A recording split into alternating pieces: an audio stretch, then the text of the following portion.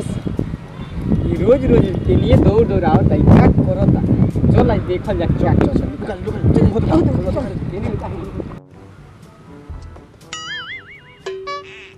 oh no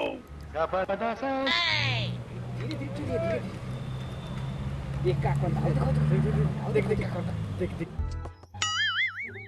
हाय बकरी जी oh no सुनो ना हे हवा है अब है ने के होने के अब हे सुनो ना सुनो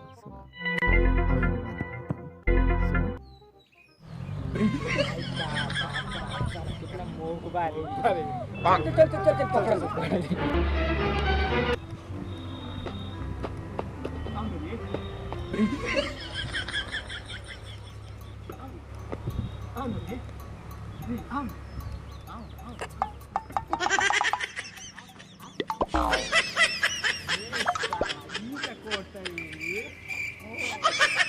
बकरी चरावता नहीं कोई बकरी हां काय कोत हे नहीं है नहीं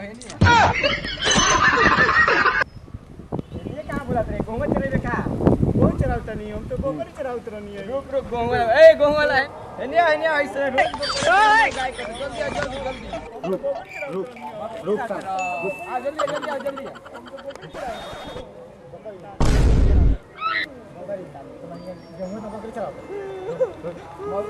रोज से मोबाइल कर ओए दूसरे के लुका के देखत रहे ते का कोट